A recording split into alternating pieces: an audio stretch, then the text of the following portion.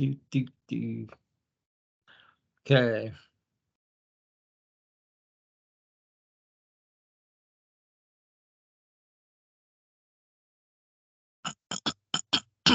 Data retention systems, otherwise known as requirements for record retention.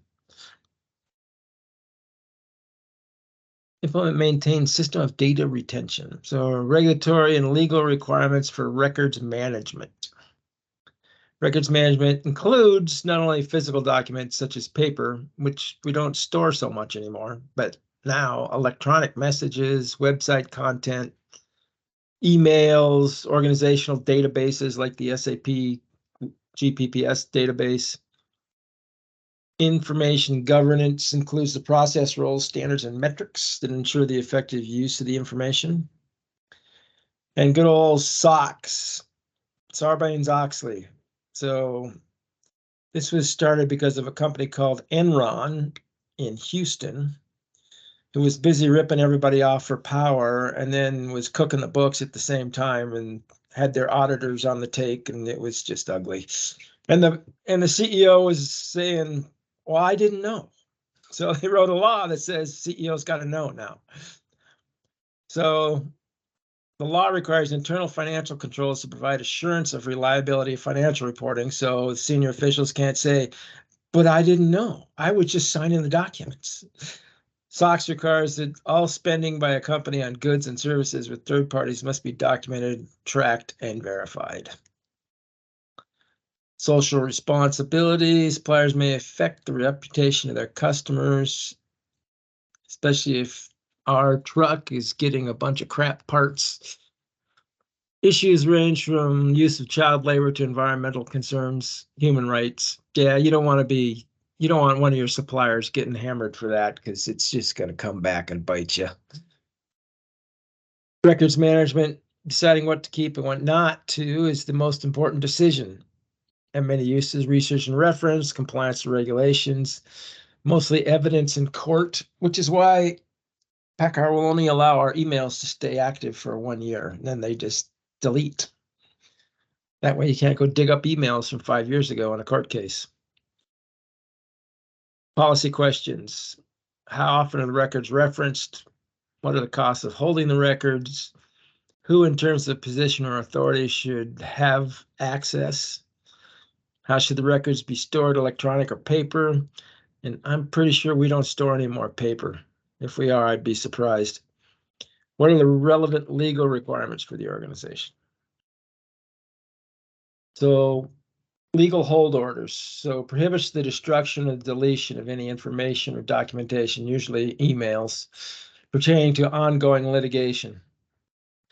The legal hold order can be verbal or it can be written. It's issued by a judge.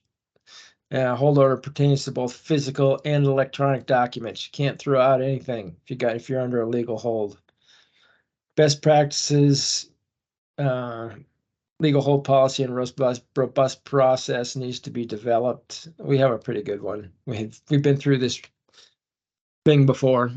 Issue the hold order sooner rather than later and document every step in the process. Release holds after final settlement and develop a schedule to clean up digital debris. So this is where we get our emails are deleted once a year or after a year. The parole evidence rule.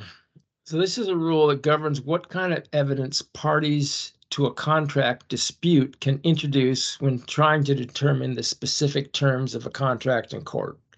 So the rule prevents parties with a final written contract. So you've got a signed written contract from introducing discussions in email form, usually in the negotiation process, as evidence of a different intent. So oftentimes one side will try to say that I know the contract we signed says this, but the original intent, according to this email, was this.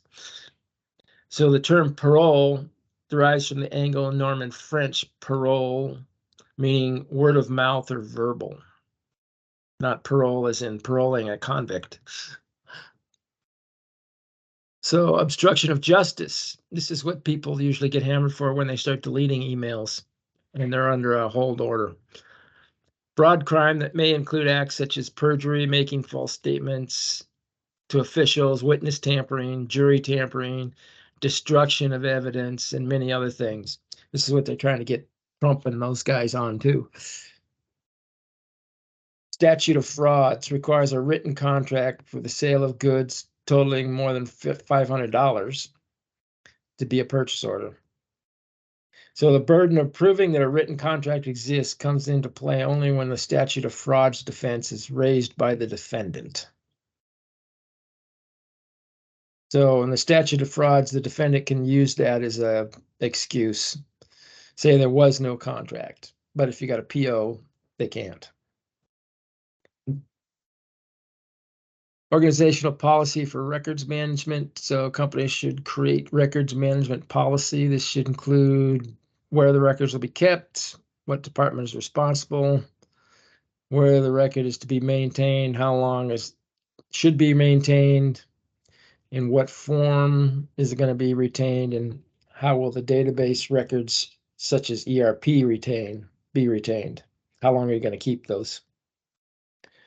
Storage and disposal need procedures and timelines, so storage periods must comply with all relevant legal requirements. Typically, periods will comply with the longest legal requirement. And I'll show you where our stuff is. We'll go through this pretty much in detail. Document the program, establish procedures for consistent disposal and the records holds, and storage of disposal and disposal of data. So ensure that department heads are not given individual discretion as to what documents to destroy. You have to have a schedule for the company. Electronic discovery refers to discovery in civil litigation that deals with information in electronic form. General standard retention is the statute of limitations for lawsuits related to the documents. So contracts under UCC have a 4-year limitation. Income tax records have a 6-year limitation. And periodic destruction of records is tied to the statutory requirements. Characteristics of a best-in-class records retention policy: ease of access in a workable system, required authorization, organized so you can cross-reference things, establishment of time for retention, and process for overriding periodic destruction when you need to hold on to them because of a lawsuit. So hopefully this works.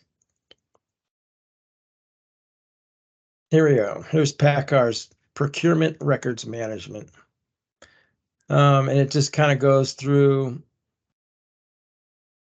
default retention, Canadian retention, US. So truck, 30 years, engines, 30 years, rail cars, 40 years, date of action or record creation date. So these are vendor files, direct materials. This is kind of our ERP data. And we got other stuff in here. Purchasing not related to production.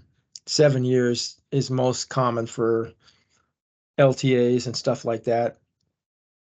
Logistics records, 8 years. Shipping and receiving, 7 years. So it kind of goes on and on. It's a little bit difficult to read, but it's legal stuff. System requirements, records retention software, specialized systems that keep track of what data there is. We don't use one of these, but they've been talking about getting one for contracts for a while. Data management system requirements are similar to records management. How long are you going to keep your ERP data for? And we're looking at here, we're keeping ours for 30 years. Data classification idea is to define the generation, access, recovery, and usage characteristics of different sets of data. So data classification assigns a level of importance or sensitivity. Classification then determines the amount of control required. So typical data classification levels are, this is like you hear in the military, top secret, and then highly confidential, proprietary, and internal use only. So these are the 4 that most private companies will use, or public stock market companies, not the government. The government has many more categories. And then the last one's public documents that can be released to anybody. Management includes at a minimum collection, generation, receipt, processing. Here's some commodity code schemas. We're already using the UNSPSC codes, which is the commodity codes created by the United Nations, which is what we should be using. So these aren't really material to our discussion, but there's a number of them. Data warehouse, we have one of these. Various transaction systems are accessible to many people within the company. All the data is kind of dumped into this data warehouse where other systems can pull the data out.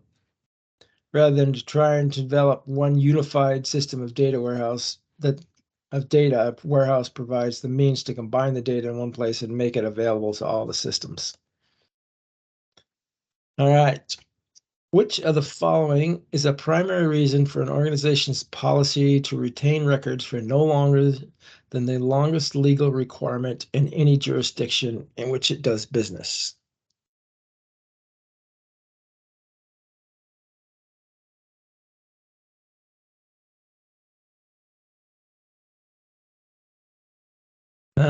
What do you guys think?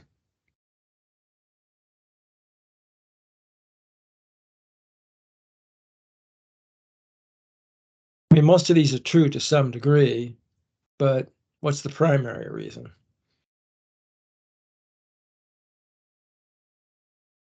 I mean, I would think it's the administrative workload, right? I think it's this one down here. It's the legal one.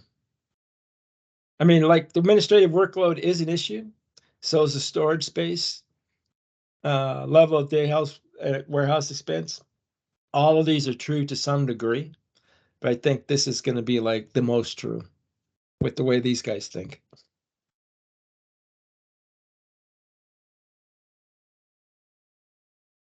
Yep, it's the legal aspects of it. Yep, that makes sense. Yeah. All right. Given that the Sarbanes-Oxley Act requires documentation of all an organization's spending for goods and services with external third parties, which of the following would a supply professional more likely pursue?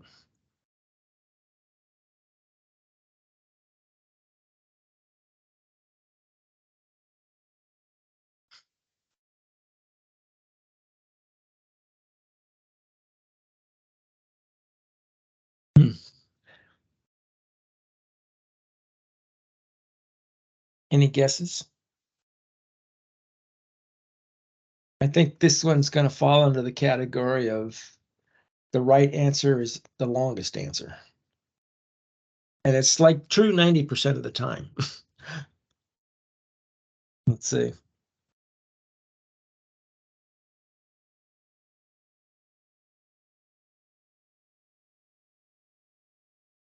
Well, here's not true. It's true that all purchase transactions flow through the approved purchase order software. More likely to pursue. Correct, because purchase order software system is designed to capture information related to spending on third parties. Can be run to comply OX. Okay. And A is incorrect because the organization's records retention period is not a primary consideration in this case. Okay. Well, you just got to understand what they're asking then. They want to know, what's the system that's going to work with SOX? And it's going to be the purchase order system. All right. There's 6 questions out there. Why don't you guys go ahead and get on them and just raise your hand when you get done.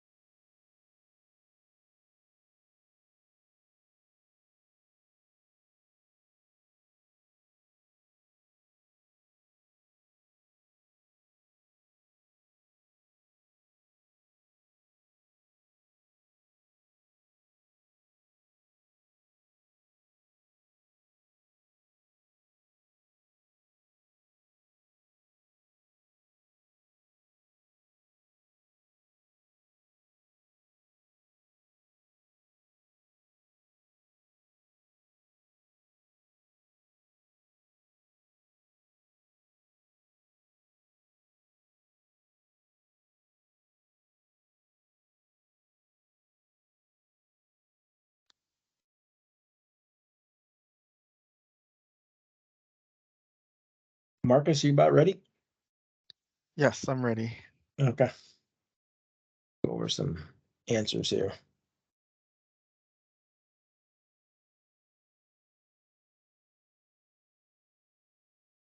Number 1 is alpha.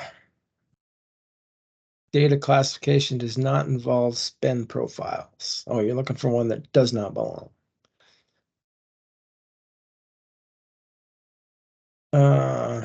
2 is also alpha. Obstruction of justice is defined as the act of altering, destroying, or concealing or removing an item with the intent to hinder an investigation. 3 is Bravo. Highly confidential marking typically means the document is necessary to the continued success of the company, but should not be widely distributed. So why is it not proprietary for that one?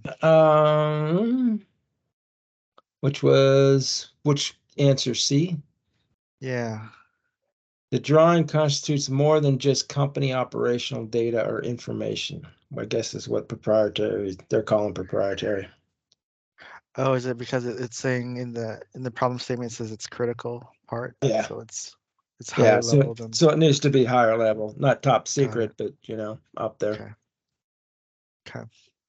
4 is alpha. A document control policy will state how long you must keep the documents. 5 is Bravo. This data warehouse is electronic depository for data that makes data available to other programs. And 6 is alpha. The policy for what to retain and for how long is often determined by other individuals or agencies within and outside the organization. But on the front end, you can do the security. So that's what I got for you guys. And we won't meet again for 10 days, the 27th. Okay. All right. You guys have a good break. Don't eat too much. All right, we will. Thanks, Rick. All Have a right. good week. All right. See you Have a guys. good one. Bye. Thanks.